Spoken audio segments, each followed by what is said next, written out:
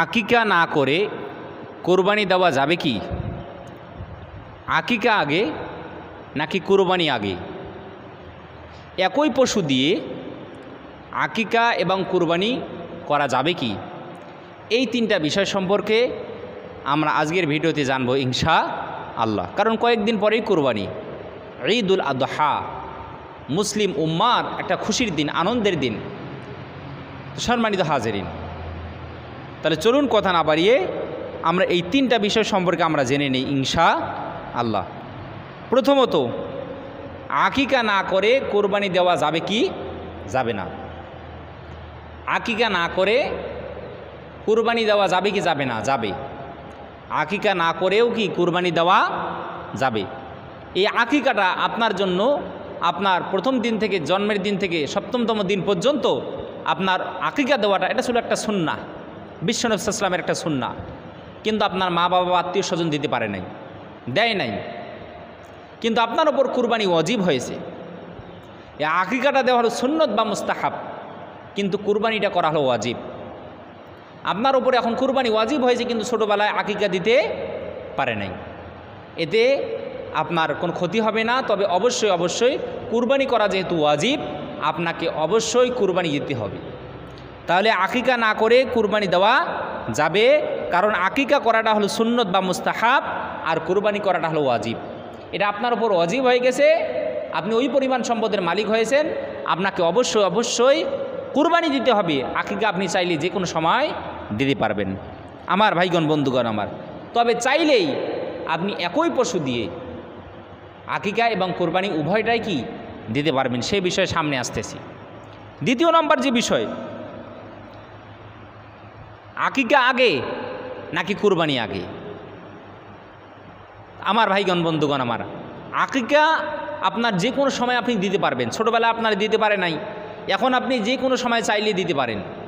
কিন্তু কুরবানিটা আপনার উপর ওয়াজিব, এবং এটা নির্দিষ্ট সময়ে, নির্দিষ্ট দিনে এই কুরবানি করতে হয়। আর আকিকা যে কোনো দিন, যে কোনো সময় করা যায়। তাহলে কুরবানি আগে নাকি আকিকা আগে? তা আপনার উপর এখন কুরবানি ওয়াজিব হয়েছে, এখনই আপনাকে কুরবানি দিতে হবে নির্দিষ্ট দিনে, নির্দিষ্ট সময়ে। তাহলে আগে হলো কুরবানি, তারপর হলো আকিকা। আকিকা আপনার পরবর্তী সময়ে যে কোনো সময় আপনি দিতে পারবেন। আশা করি বিষয়টা বুঝতে পেরেছেন। এরপরে হলো একই পশু দিয়ে আকিকা ও কুরবানি হবে কি? ধরেন আপনি একটা ছাগল কুরবানি দিবেন, আপনার সামর্থ্য অনুযায়ী আপনি একটা ছাগল কুরবানি দিবেন। এই ছাগল কুরবানিটা করতে গেলে এই একটা ছাগল দিয়ে আপনি আকিকা এবং কুরবানি উভয় নিয়ত করতে পারবেন কি পারবেন না? আপনি গরু কুরবানি দিবেন, আপনার পরিবারের যে 7 ভাগ একটা গরুতে আপনি কুরবানি দিবেন, বা আপনি একাই কুরবানি দিবেন। এই কুরবানিতে আপনি গরুটাকে 7 ভাগ করেছেন।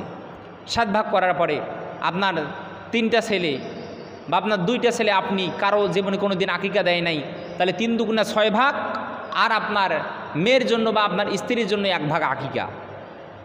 এটা করা যাবে কি যাবে না?